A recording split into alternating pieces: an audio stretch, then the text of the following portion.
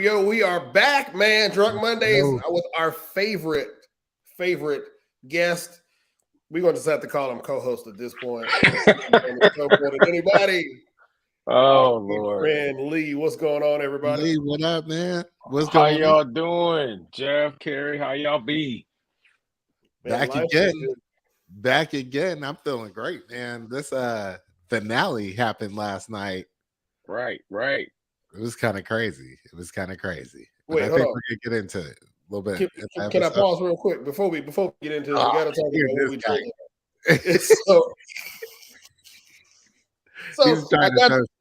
I got the breaking news thing up there because we got to ask the question.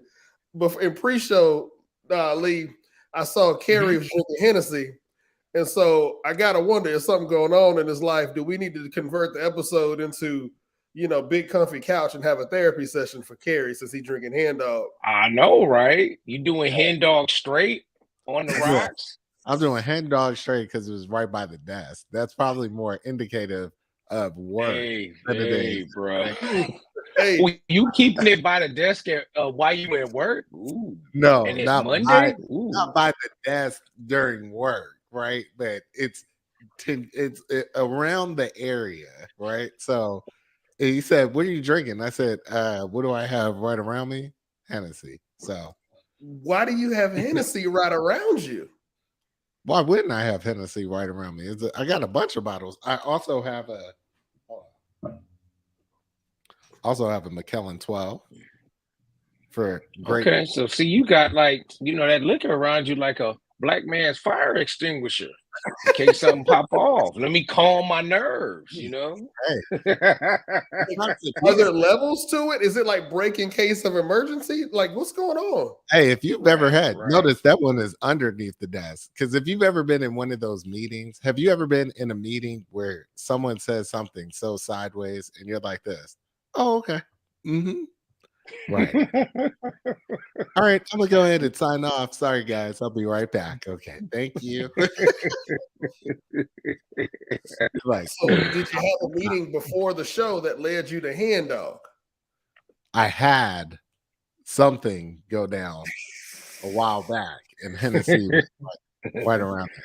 I took half a day, and I was like, I'm done today. So I'm gonna take the rest of it. Hit the Hen Dog. I'm not mad. Hey, I mean, isn't that the whole premise of the show? No, Can I get a good drink on a Monday? Hey, I'm fine. I'm doing okay. I'm doing great. No judgment. Right. I think Jeff was just, he was just out of concern. That's all. Potential concern. That's all it was. So friends are for, bro. Lee, what you drinking on today, man?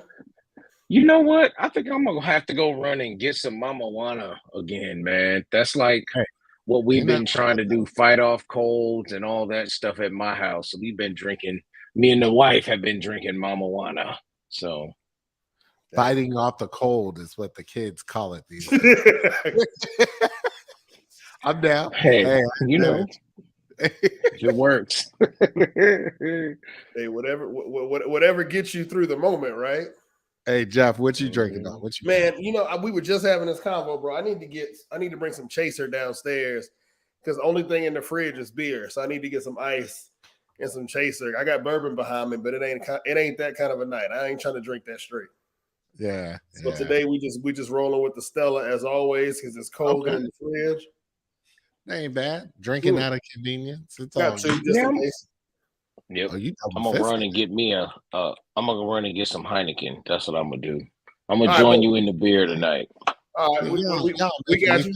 Alcoholic now. Come on now. Somebody no beer. I have no beer. I have no beer around me, man. So I'm gonna stick with the Hennessy. So. Of course you are. That's what's up. I'll be right back. All right, do you think, bro? Yeah, so man. So my dad is ready to jump in. He done already said he distraught. Daddy, we opening the show with that, baby. We opening the show as soon as Lee get back. Let me just go ahead and run the banner. We're gonna do spoiler for Game of Thrones. We're gonna run that right now.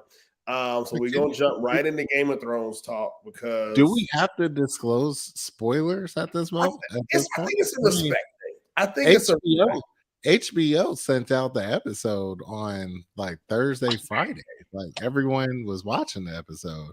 I think it's out of respect that we gotta run the spoilers. You know, I don't really know what the rules of engagement are for people, what their life is like. You know, another friend of mine, she fell asleep on it. You know, another dude was like, they said they had a long weekend, so they fell asleep 6 minutes in. Too much stuff happened in the first 6 minutes for me to fall asleep. Yeah, it was pretty like what? Man, that's what I lit. Yeah. I mean, what a way to find out that your dad died, right? Your dad died. It's like tell me the worst way possible, right? Hey, Auntie here, just flew in, dragging back. What's up, Auntie? What's going on? Hey, your dad died. Damn. Oh, and your best friend, she took over the throne, gave it to her son. Damn. Do we know how he died? I can't confirm. Right. I'm about to say, like, was she like, look, are you gonna ask how he died, and I'm gonna ask how my son died? Right.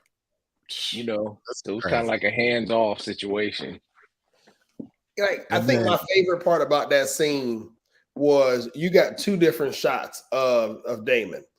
She walk in, boom, your dad died. Damon turn around, and then the camera pans off of him. And the next time you see him, he don't go to comfort his wife. His first move is to grab his sword, right? Like he is about that life and ready to go in that moment. He's like, bet, okay. I was just saying this to Danielle. I was saying that I thought it was an interesting parallel to Allison's episode in the Green Council last week, right? Because Allison very much is like, hold on, y'all have been planning for this, and all you needed was a matchstick of me just saying the Viserys said this, and quite possibly this could be true. And they were like, oh, so the plan is what we've been planning all along, right? Right, exactly. I think what you saw with Damon wasn't even out of justification of his brother, right? Yeah. It was like, oh no, we going to war. We going to war. I've been stealing dragon eggs for the past couple of weeks. I mean, this is what I was anteing up for. This is what I'm about that life. Let's get this. Let's go. And then when her labor happened, that's when I think I saw Damon go like, oh, whoa. What? Right. So I don't know. That was kind of that whole sequence was kind of crazy to me. That was rough. Yeah. Like, I mean, y'all know my story. Lee, you know my story because I've shared it with you. Carrie, our stories are similar. When that scene happened, Candace and I were sitting across from each other watching the show, and we were, you knew she was about to have a miscarriage right there, right? Yeah. Like the nurse, the midwife ladies was like, "Yo, it ain't time. It's too early." And so I'm looking at that like that for me personally was way more uncomfortable. Like the foot fetish joint was just nasty, right? but like that moment, because of the personal stuff, was like, yeah, that's rough. And then they dedicated so much time and so much energy to that sequence. I'm sitting there like, yo, can we get off this? Because I know my wife is uncomfortable. Like, I'm uncomfortable.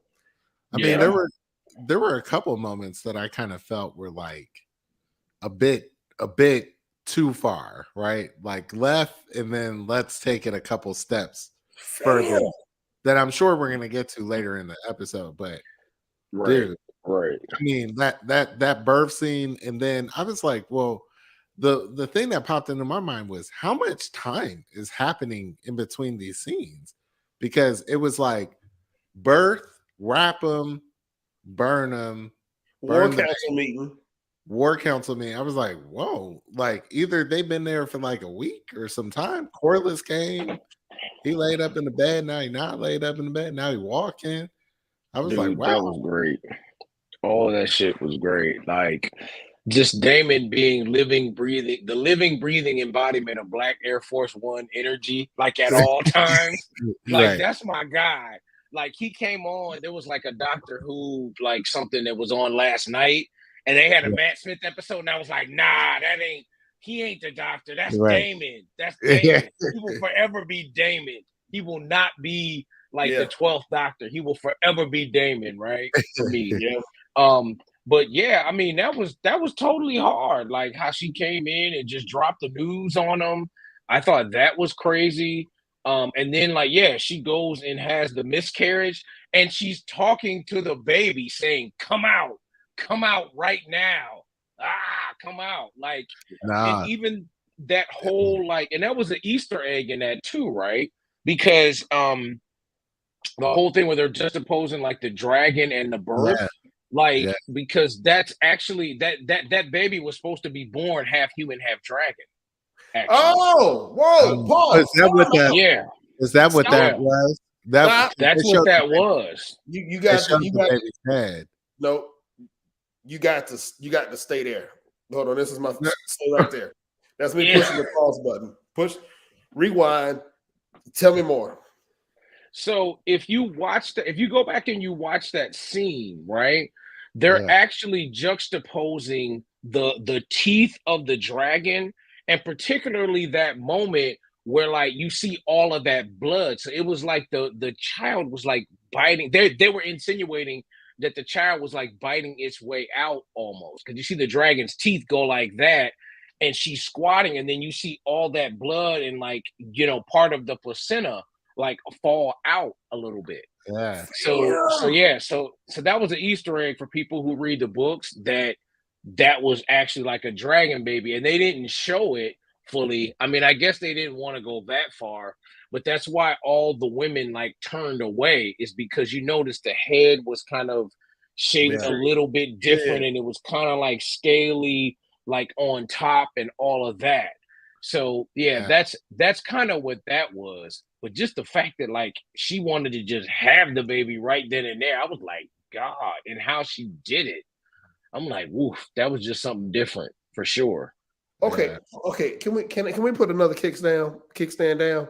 What was the purpose of the baby being half dragon to the larger scope of the show? Give me more information.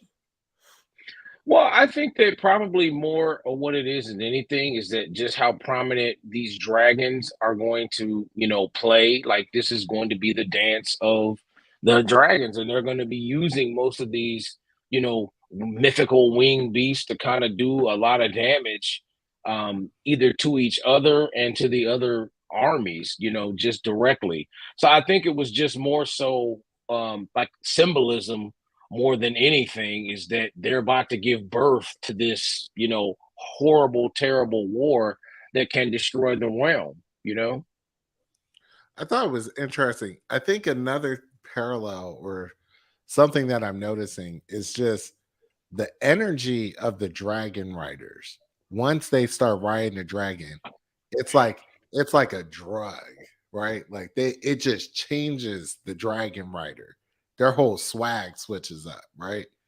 And immediately when Rhaenys and Corlys come to the council, and he looks at his granddaughters, right?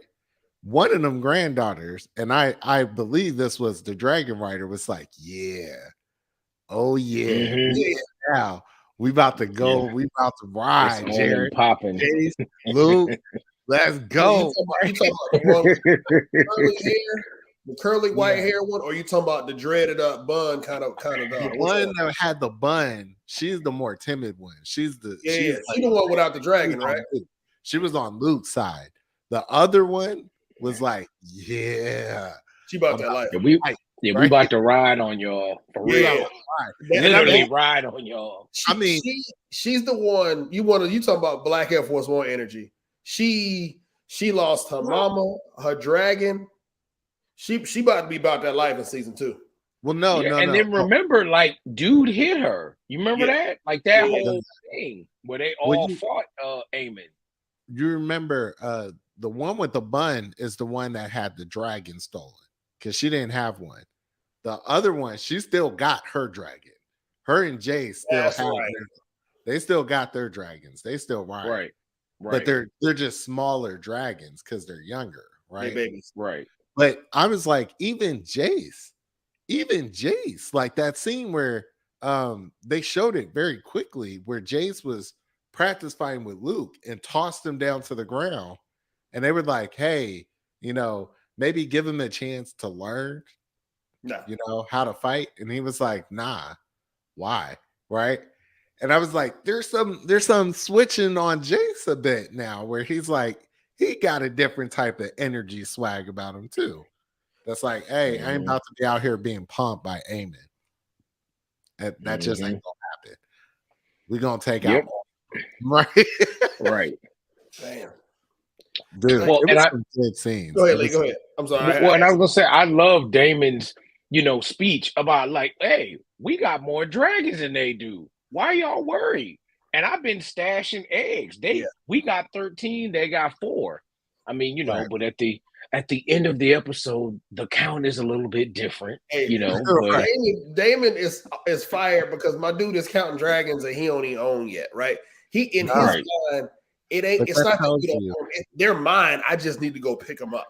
Right. That tells you he been plotting, he been thinking about this way back before they even when they got married. He's like, I'm gonna tell you right now, and it would probably happen. I think it was before that. No, if you go back in episodes, he's going into the dragon pit and stealing eggs. When he leaves the first time with the woman who becomes the worm, he took an egg then. So he's been taking eggs for a while. And Rhaenyra went and got it, right? Like that was so. My man has had a count where these dragons are for a minute. My man is like, y'all let me know when to pull up. He getting the count like the wire. He like, hey, got to serve him. Got that WMD, yo. Right. I mean, because he's running them down. He's saying this one is there, this one is there, this one is there, and I got a bunch more stashed here. So, right. When they said when they were talking about how to leverage the greens, and he was like, burn the whole place down. And then he looked at Rhaenys and was like, and you could have killed them all. Right. You could have wiped them off of the board, and you did nothing. Yep. And she said, it wasn't my war to start. And he kind of looked like, bullshit. Technicality. I'm happy Corlys came back because the thing I noticed was when you compare Alicent to Rhaenyra, she had a better hand, right? Alicent had a better hand in Otto, and by de facto, it was Daemon who was acting as her hand. But now that Corlys coming back, he seems like he would be the logical person to be her hand, and that to me is a much more level-headed decision maker than Daemon. I agree with you. I also agree. I also think Rhaenyra's card is about to get pulled, right? Because you got to remember, she pulled a quick one with Daemon, right? Where she said her and Daemon were like, they have to fear you. They have to think that you conspired to kill their son so that they won't trust you, right? Right. And her showing restraint made Rhaenys take a pause. Like, she the only one that's not trying to go to war. And that's kind of curious because my thoughts were that she was out here killing people. That ended. Right. Now, the end of the episode meant that ended, right? Like, when that, like, the way that episode built for me was that she was the most logical, insane person in the whole episode. And Damon was the one that was off the deep end. By the time we got to the end of the episode and she turned around, Damon looks like the most sane person in the room now. Yeah, like, all that went out the window. Damon looks like so this is actually it's done. Like, I don't. She is emotionally unstable now. Quick kind of sidebar. So, I've been going back and watching Game of Thrones, right? So I've gotten up to, I'm on season 4, right? And the parallels between the show are amazing, right? Because in season 3, 4-ish of Game of Thrones, they talk about Jaime and Cersei sleeping together, and they're like, "This is sickening. This is ridiculous. Why would anybody do this? Like, this is trifling, right?" But when you come over to House of Dragons, you're like, I mean, he's sleeping with his niece. I mean, I guess that's how that goes, right? Or it's a Targaryen thing. So Cersei says this point about Joffrey right when Joffrey dies, right? She's like, he scares me. The things he shows me scares me. Do I look like someone that scares easily? And as she's reflecting, she's like, I always wondered if it was because of what me and Jaime did. I mean, there's rumors that that's what happened to the Targaryens, is that because they were inbreeding. Oh, no. I mean, there's no rumors to that. That's what happens. Right. Because you get the positive traits that are magnified, but all the negative ones get magnified too. Right. You know, ergo, you get the Mad King, on down the line. Or Daenerys. I mean, Daenerys, like, when her stuff, when she started bugging out, right? It's like, it's there. It's there for every single dragon rider out there has that streak of, like, it can go left. It can go left very quickly. And that's when people will start dying. Other sidebar though, and this is again another Damon Black Air Force One moment, is when how while she's having the dragon child, she's telling Luke, like, go and tell go tell Damon, blah blah blah, not to do anything. And Damon, is gonna do what he's gonna do anyway. And then he says, "Come here, I'm gonna teach you something." And when they roll out there, and he basically, like, let's the Kingsguard know, look, are y'all gonna be loyal, or are y'all gonna die? I'm gonna teach you a lesson in loyalty, your first lesson in loyalty. And that dragon comes down. It's like, so here we go, right? You can either pledge loyalty to us, and everything's all good, or you can have an honorable death right now, burn your ass up. But tell you this. If we find out that you're lying, you will have a horrible death, and it will take very long for you to die. Which one would you like to do? I love it. I love it. Crazy. That was so gangster. My favorite scene, obviously had to be when he woke up the dragon, right? When he walked down in that crypt, that song, and the dragon just appeared out of nowhere. It was like I was like, but remember, go ahead. That's a callback to Game of Thrones too. Remember? Hold on. That's how. Remember when Varys died? That's how Varys died. Like, Daenerys was standing in front of her dragon, and he appears out of the blackness and flames Varys. That's right. I thought that was cool. Yeah, I mean, it's gonna be really cool. I mean, we have to get to the to the big turn at the end of the episode. I mean, I feel like we've been dancing around it for about 5 minutes. like, yeah. Luke, he did.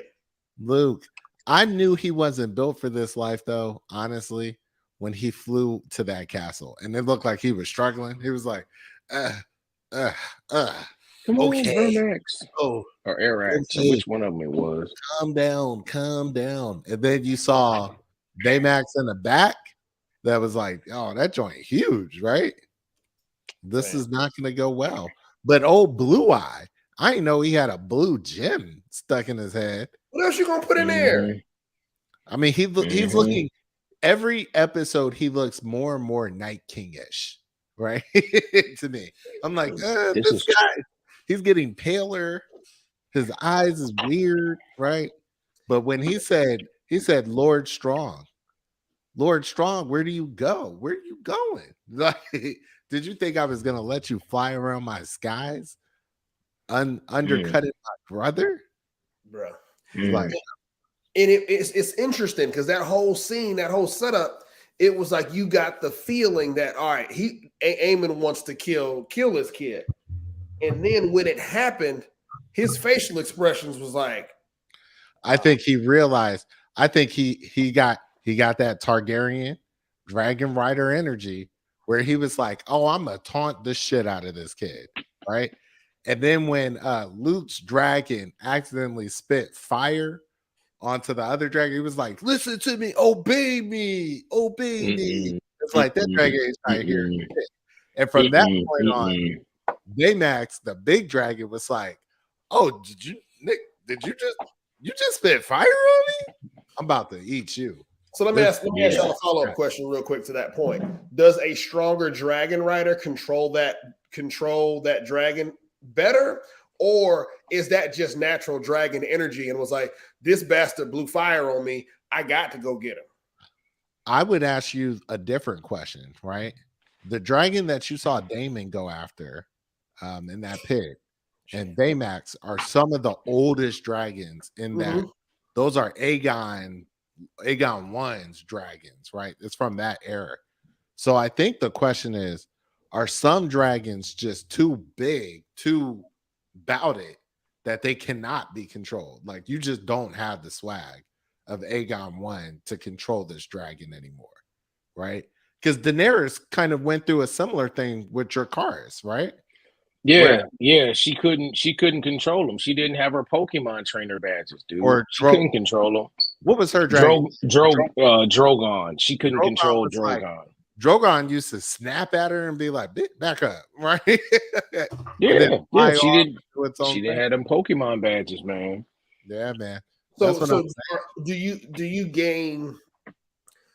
So I mean, it goes back. Does a stronger dragon rider control that situation better? So is Aemon's impulsiveness part of the reason why that dragon went batshit, or is my dude just old and he ain't about to be disrespected by no little ass dragon? No. I think that it will be like a dog, right? If you have a little dog that's gonna hit, a really, really big dog. Right. It kind of depends on personality, but it seems like that particular dragon likes to fly, likes to fight, and knows that it's the biggest thing in the sky. So it's not gonna take any shit from that. And he say, hell no, you're gonna blow fire on me, and I'm not gonna do shit, back. So I don't think Aemon would have been. I don't think anybody would have been able to stop that dragon from retaliating, quite frankly. Right. So I'm not gonna put it on him necessarily being a bad dragon rider. So in season 3, we know we're gonna get Daemon's new dragon versus this dragon. So we know what kind of energy that's gonna bring. Hey, that ain't a season 2 fight. Like, I mean, I think we know what happens, but we can't spoil it for people. That's not a season 2 fight. Well, I was going to say the dragon that Daemon got is also kind of buck wild, and it is like, nah, I ain't about this domesticated life. But it's still smaller than whatchamacallit though. Than the one that he has. Daemon. Well, that's not Daemon's original dragon though. No, the one his original dragon is still around.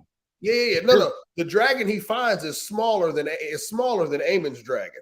No. Yeah, That dragon's from Dragon the is number same. 2. It is. Oh, No, Yeah. no, dude, no. Aemon's dragon is the biggest dragon alive right now. Oh yeah, alive. They have said that. Like it's only second to the Black Dread, which is dead at this point. Yeah.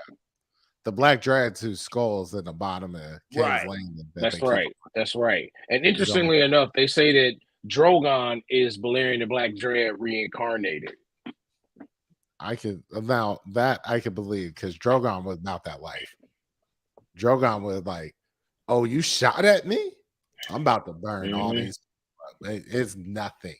You will get gotten out here, right?" The other thing that I would say that I'm kind of disappointed, I am disappointed about, is that you are not going to get season 2 until 2024. 2024. Jeez, like they are going BBC on me. The BBC is the only people that I know. 2023. Huh? They said they're in production now, but won't be done until summer of next year.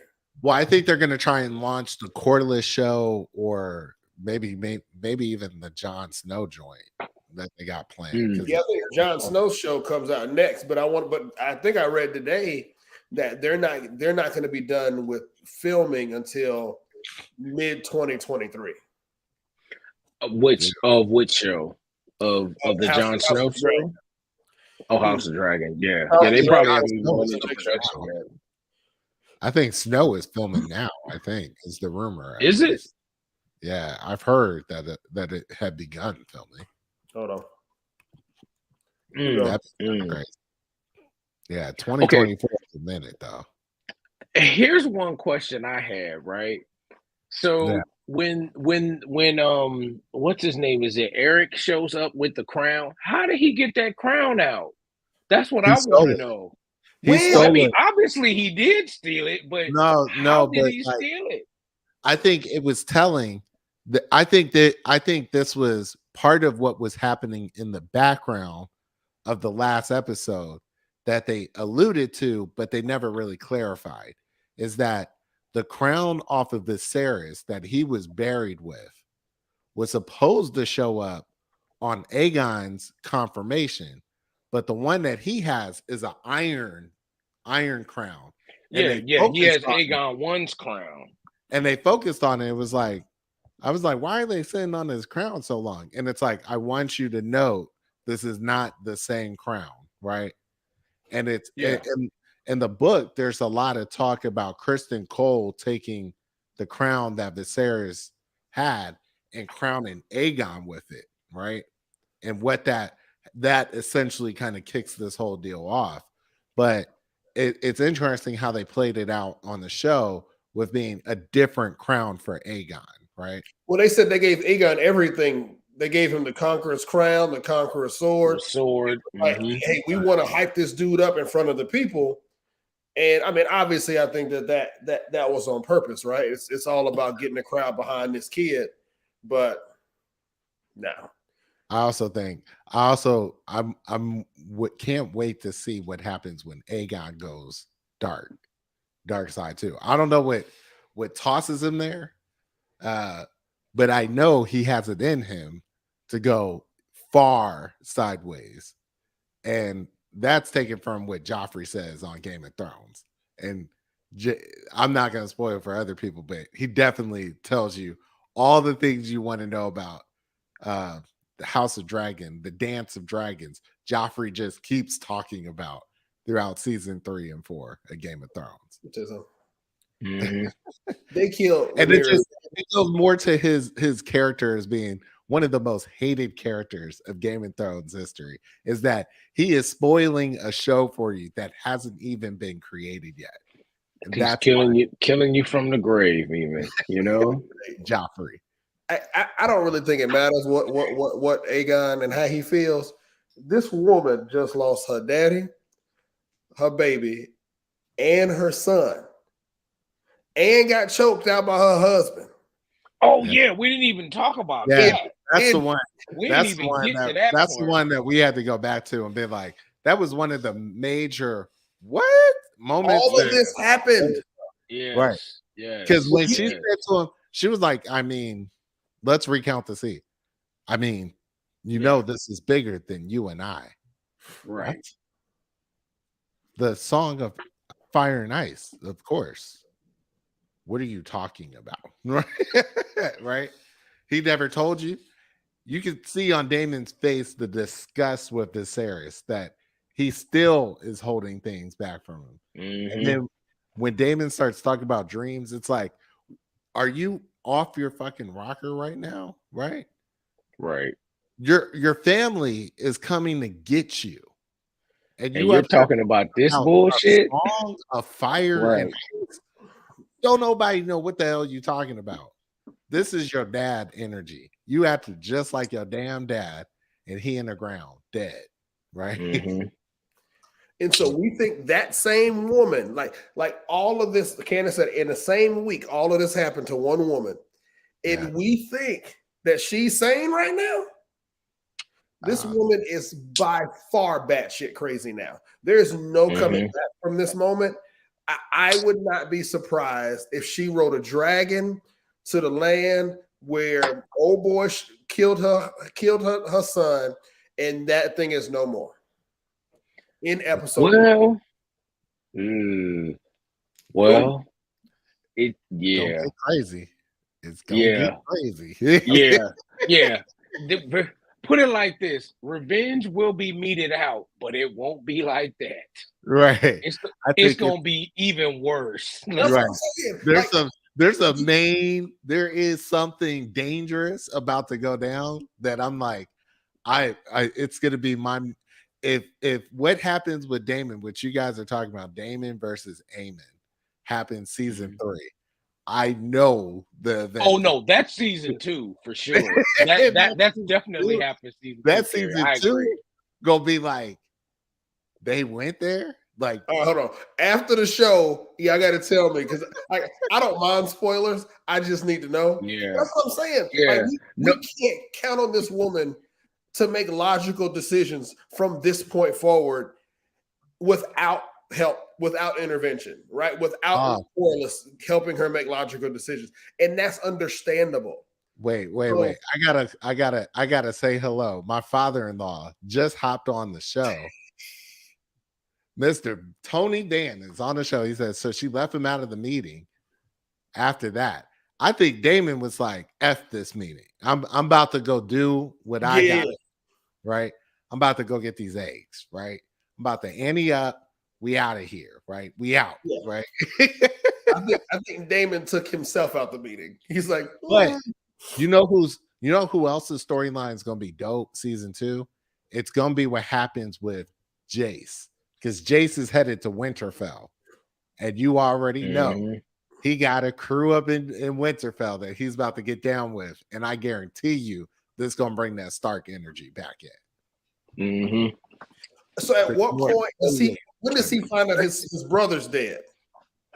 I think he's going to find out by Raven. So he finds out while he's at Winterfell that his brother's probably dead. Well, did they say that he was going to go to Winterfell and then he was going to go somewhere else first? He's going to the Eyrie, and then he's going to the Vale, and then he's going up there. By the time he gets to Winterfell, he will find out that his brother. So this, I mean, I don't think this is a spoiler, so I can at least tell you this: one of the Starks up there has just lost his brother to war, so they're just gonna common bond. with the wildlings, right? So there's a common bond that will come out of this. And so the big Stark, like Keisha said, that big Stark energy gonna be coming in season 2. I think big Stark energy arrives in season 2. I don't know where it goes from here, but it's gonna be interesting. Because the other thing you gotta remember is that the books are told from the Maester's point of view. So there's all types of stuff built into the books that's supposed to be like a historical account. But the directors and showrunners have already said this gives them a lot of leeway to play with how things play out, like with a boy shaving his head and then running away, right? Of course, to the general public, they would remember this historical record as in Rhaenyra killed her husband, but that's not how that actually played out, right? So I think you're in for a good ride. You're in for a great ride here on House of Dragons.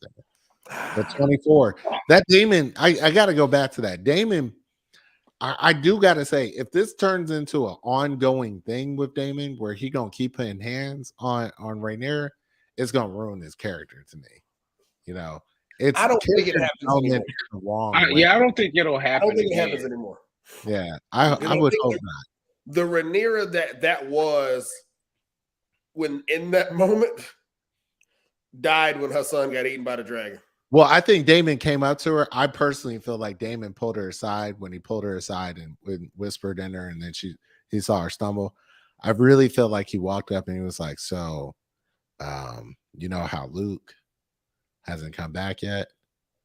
Because I told you so." Right. I told you. Send that soft ass boy out there. Right. And then you got to remember, for her, Aemon is her brother, right? Right. Aemon and Aegon are her brothers, right? And it's like, your brother just murdered your son. But she never wanted to send him. The oldest one stepped up and was like, we got to be the ones that go. Right. Well, she was like, well, we're sending you to the closest one. And yeah, they're friendly. Right. So he'll be back. Right. Yeah, but Boros was not having it. Boros was not having none of that. So Boros, I'm assuming, gets his comeuppance. I don't know. Well, his family, his house makes it to Game of Thrones. So he's not like, his house is not raised like the other ones. Every time I hear a name that I ain't hearing Game of Thrones, I'm like, yeah, I think we know what happens to you. To them. Exactly. I think we know what happened to you, Lord Valerian. Yep. You don't hear these names too often brought up. So I think we can assume what happened. One thing, if nothing else, we know this from Game of Thrones. If you ain't got no marriage treaty in effect, you could kind of forget it. Right. You could totally forget it. Like, if you don't come to like marry my daughter, boy, like, you're in trouble. Or if you don't marry my daughter, or if you get somebody else pregnant, that's it for you. Right. You out of here. Bang, bang. Get them out of here. So yeah. No, that was really interesting. Even how they're setting up the competition between the brothers, that are on different sides. Like, that's interesting. Yeah. I want to see that play out. I want to see what happens with Helena. I do want to see what happens with Helena. Her vision, that stuff. Yeah. Here's one other thing that was interesting, right? Did you notice that everybody in the second to last scene bowed in front of Rhaenyra except for Rhaenys? Yeah, Rhaenys was the only. What's that about? She's the only one who didn't bow. So I have my own theory that I will let this show in on. I think Corlys and Rhaenys aren't exactly down the way they said they are down. I think they're just optically down right now. But someone sent messaging to Alicent that they were headed over to Baratheon's house, and Vaymax, whatever, got there first, right? So I'm like, how did they know that this was going to be a target? I mean, you could say maybe they're ending up on houses. Everyone had to go down. But in Corlys and Rhaenys' conversation, it quickly stops at a point before they fully commit. And then Corlys just walks up to the table and says, "Oh yeah, we're down. We're gonna stick this thing on out." But he also admitted that they were wrong. No, I think that she realized. So I think when you look at the sequencing of the show, right? I think that she gets crowned queen, she doesn't bow, and then everybody is in the war council and she's holding it down. Like, nah, like, so I think that there was a respect earned in that space, so that when Corlys wakes up, he's like, nah, we can't do this.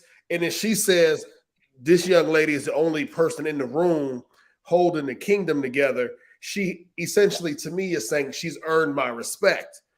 And then Corliss comes in the room and was like, yo, you got our fleet. This is what we've already done. And then she goes and steps up and says, and then I will take my dragon to, because you remember earlier in the show when Damon was like, hey, we got Rhaenys's dragon. Rhaenys is like, you ain't got my dragon. Right. But She then did by the have end to of the look show, she is actively giving up her dragon, saying, I will personally go out there and patrol the water. Yeah, but she's going to patrol the area that they said they had under control. Which is right.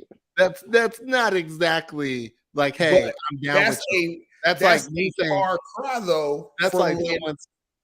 I get that, but again, I think personally, and maybe this is my own nature from having to watch Littlefinger scheme all through Game of Thrones. I'm like, I don't feel like Rhaenys is down the way she said she's down because it's too convenient, right? If everything goes the way that they're saying that it should go down, then King's Landing would be choked off and everything would go pretty quickly fall into place, right? But there's going to be multiple seasons, right? Rhaenys saying, I'm gonna go make sure that we have the bottleneck that we said we did is a little bit of a weird statement to me. Then with Luke getting got like that and Aemon already being there, I'm like, something doesn't feel right about this. Something feels a little off in this whole dialogue, right? But again, it could be Rhaenys and Corlys just saying, we a bit too in the mix with all this, and we need to watch out for our own house and make sure that we stand alive at the end of all this. But it could also be, Jeff, to your point, by the end of the episode, finding out what happens to Luke pushes them one way or another. So I don't know, but that's interesting to me. That's something that I picked up on that episode. We are real quick. Like we've all been going at it, like and now it's like I think we've touched everything. Yeah, I think that was essentially anybody in the audience have things that y'all picked up on. Your wife says, do you think Aemon will eventually challenge Aegon? I think Aemon will let Aegon fall apart. I think he gives that type of energy. Like I'm not gonna rip you to shreds, but I ain't gonna help you out neither. So that's my own take on it. I think Aemon and Aegon's relationship ain't Jason, which was Jason, his brother. Jason Luke. Yeah. Like too soon. I thought it, let me just say, no, it's not too soon. I thought it was awesome how he ate him. How he like bites the main part of the dragon, and then there's just like parts like floating down in the sky. It was just two wings. Was awesome. That was awesome. It was two wings and old boy's cape, wasn't it? Like just like the little cape. The cape there was like was one of those little helicopter leaves that you throw down too. Yeah. Like that was awesome.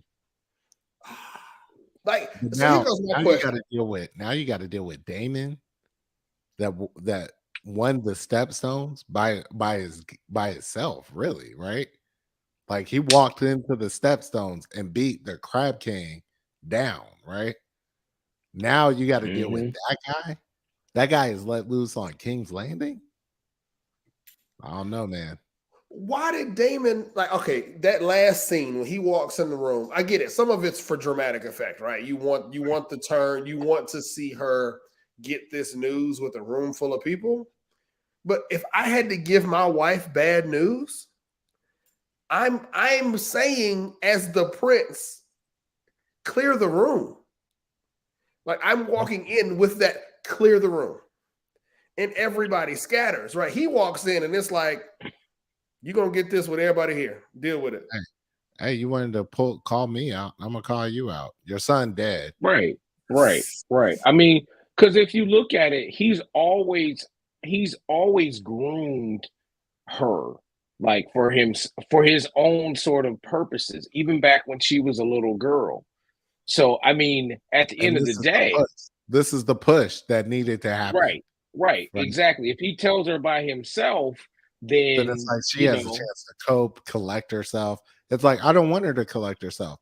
I want her to allow me to cut Otto's head off right now. That's what I'm trying to. Otto must go out of here. Yeah, she been so calm. Like your father-in-law, he said she been so calm.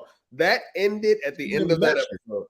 She been measured. She been so measured. She been like, well, is that what we want for the whole kingdom? Damon walking the beach, giving himself therapy. See, and I think that Queen of the Ashes be like, she even, I think what it is she got soft with that whole thing with the dinner and like her wanting to kind of be friends with Allison again, and that's even why Otto shows up with that letter, you know, with the page. I'm like, that's part of it. And Damon's like, nope, we gonna rip this band-aid off.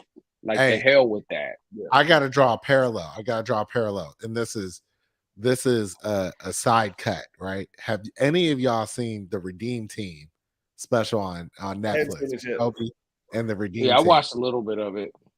I love the scene that's in the trailer where LeBron and everyone's like, so we about to play Argentina or Spain, and Kobe says, I'm gonna run through Paul Gasol's chest. I'm gonna run it through his chest. And they're like, you ain't gonna do that. That's your teammate, right?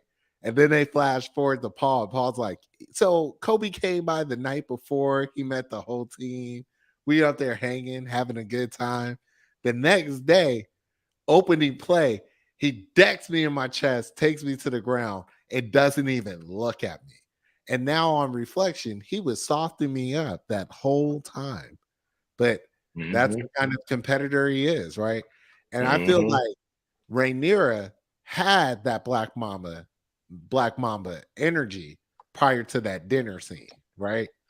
After that dinner scene, it was like, well, you know, maybe we could be friends and it could be. I mean, I think she did it for her dad, right? I mean, I think my man walked down the aisle with one eye missing. Right. Fam. Like he's like, if I'm gonna stand in this thing, I can't breathe good, I can't walk, I'm missing the whole left side of my face. Damn it, y'all just be a family. And Rhaenys being his eldest child is like, okay, Dad, I'm gonna listen. Right. And so she did what any daughter would do. Dad, I got you. Right.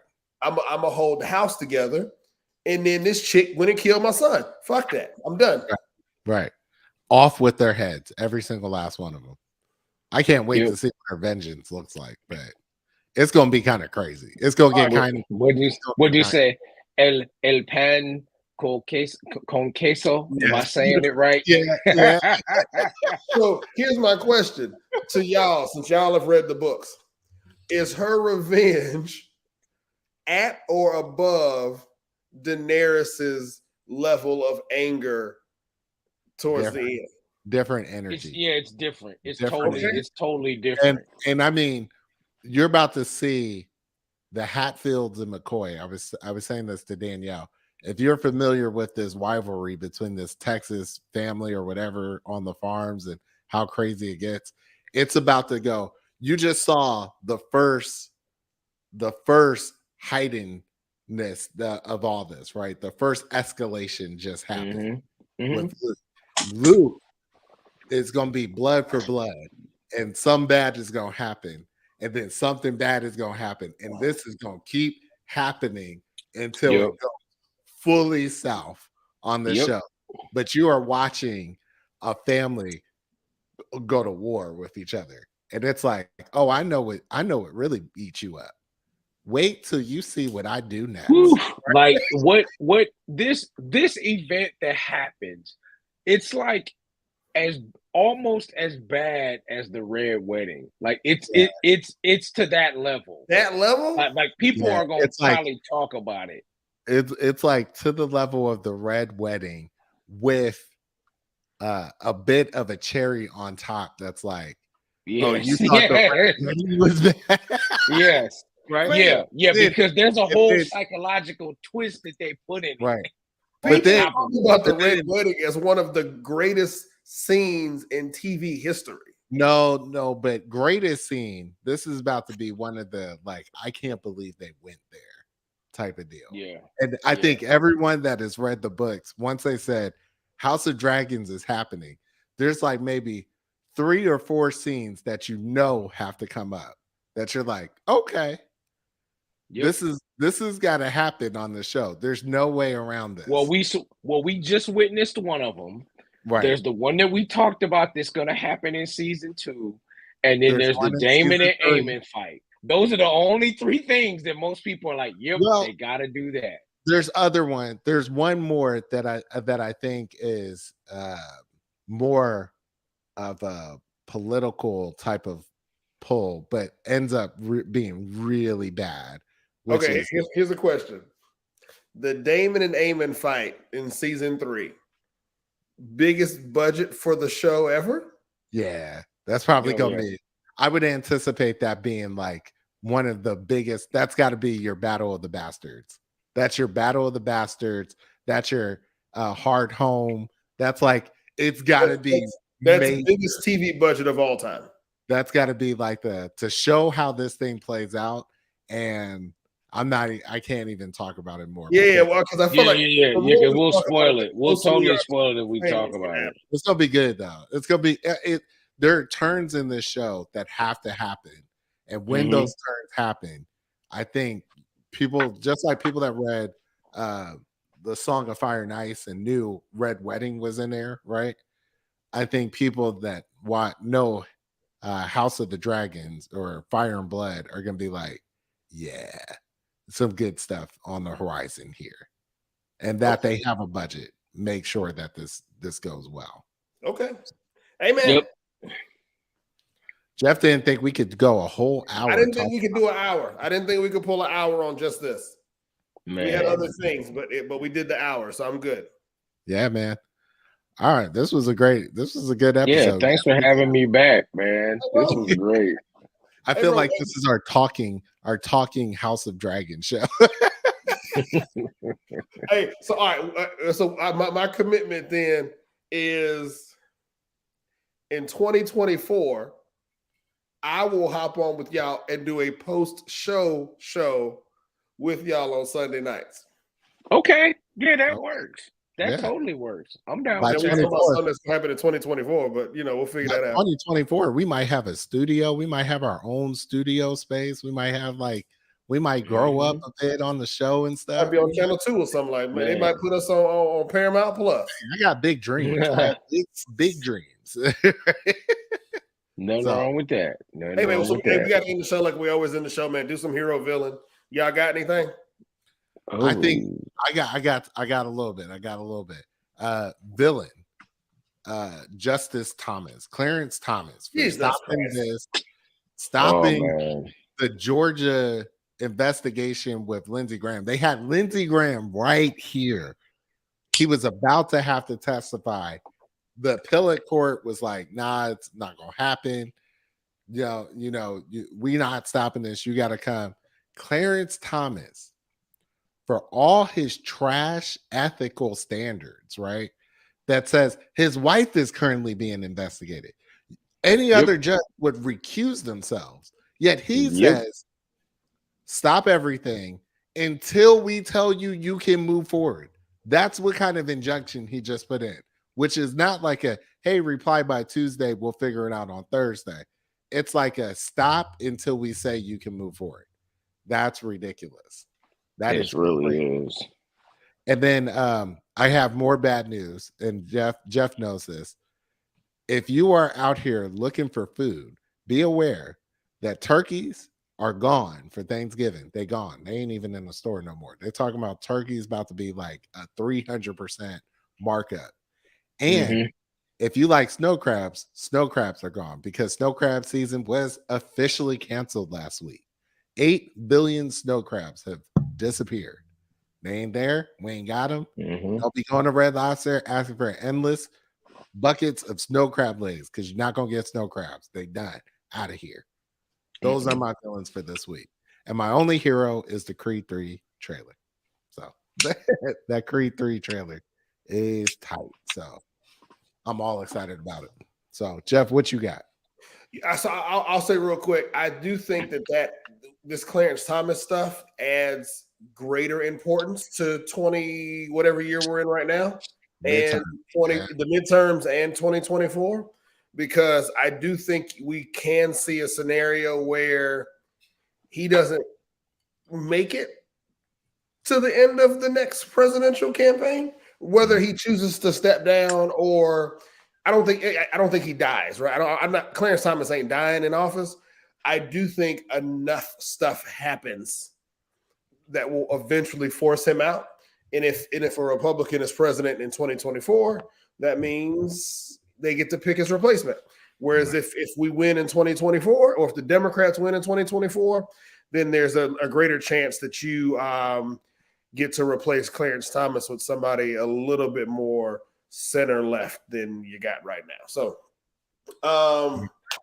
what do we start with? Hero? My hero is my son. I took my son camping. First camp out this weekend. So that was dope. We went out to Lake Altoona with his Cub Scout pack. So the very first camp out, little man did great. I think that hopefully, if his diet changes that he can, and he opens himself up to eating more different stuff, then I think scouts will be a great thing for the little man. So that's that. My villain is my wife, Carrie, because I sent it to the text group yesterday, y'all. My wife tried to stab me. So y'all just keep me lifted up in your prayers. She can go in the comment section and she gonna say that she didn't try to stab me, but my wife, y'all, she tried to stab me. So she got to be my villain. So it was like a month ago, she watched House of Dragons without me. Yesterday, she tried to stab me. I got to wonder what's going on. Maybe Carrie, if you could just ship me some Hennessy so that I can drink that next week. Because my wife tried to stab me, y'all. So yeah, no, that's what I'm saying. Yeah. All right. What Jeff doesn't want us to know is that Candace is standing right at the stairs right now. 100%. She's standing up there in the comment section. So much you got to do. You got to do. You got to do what you got to do. Got him. And she ain't trying to deny it. Hey, so if y'all could do me a favor, y'all call me or text me in the morning just to make me do a proof of life. So now she tried to put a disclaimer on it with a butter knife. How am I supposed to know what it was? I turned around and had a knife, and it was like, whoa, hey. It could have been a dull sport for all I know, but my wife tried to stab me. So just letting y'all know. Y'all just check on your boy. Lee, what you got, man? Let's see. Hero of the week. I went and I early voted. So I will say that all of the poll workers who were super nice and super efficient, I would say that they're my heroes because, there were a lot of younger people, high school students who I believe were helping out at the polls for the first time. So I thought that was good. I thanked them all for being there and taking the time for that. So I think that was good to see democracy at work. And Gwinnett County was dope in the sense that the peach in Gwinnett County, instead of just saying I voted, it had I voted in all these different languages. So it had it in Chinese and Vietnamese. It was in Spanish.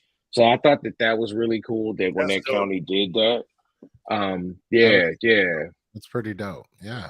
Yeah. And as far as villains, we got our first look at Kang in the Ant-Man Quantumania trailer. So so I think dude is gonna totally crush it, as the villain in Creed 3 and as Kang the Conqueror. Majors is killing it. Killing it. He is. And it's gonna be so interesting to see how this compares to his performance on Loki, right? Right. And on Lovecraft Country, too. Yeah. All that. He's a phenomenal cat.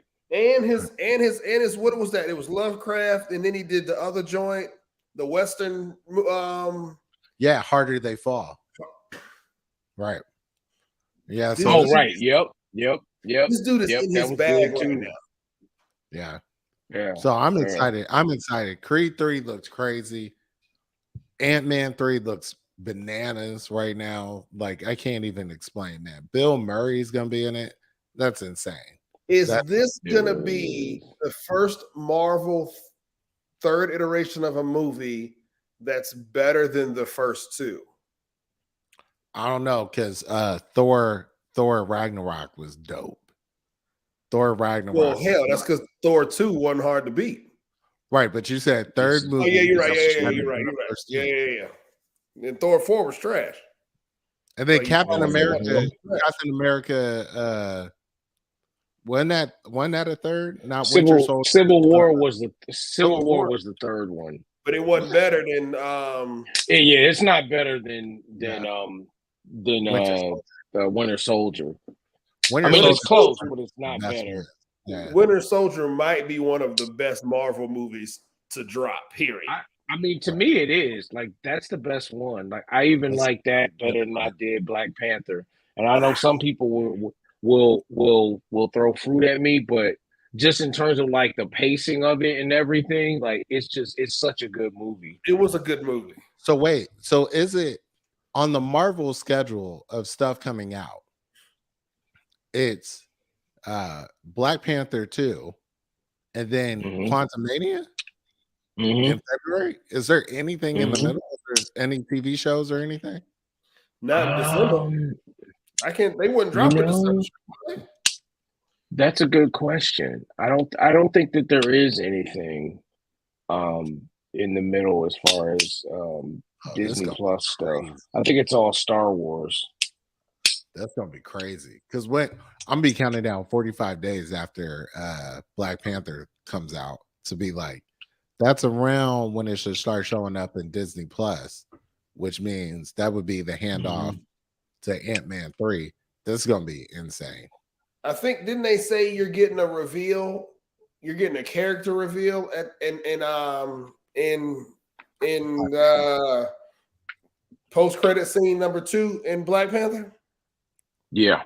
I think they released that the other day. I don't think they released who it was. I mean, I think we can probably guess at who it is. Oh, when does Secret Wars come out? No, or it's Secret Invasion. Secret Invasion. I believe that is in the spring, I believe. Well, that's probably the main movie. That's gonna be dope as hell too. That looks like that has me excited, like Winter Soldier vibes. That it looks like it's gonna be incredibly done. That's probably open summer blockbuster season, right? Yeah, because I think they dropped that, and then isn't the next one after that supposed to be the Marvels? Isn't that supposed to be the next film?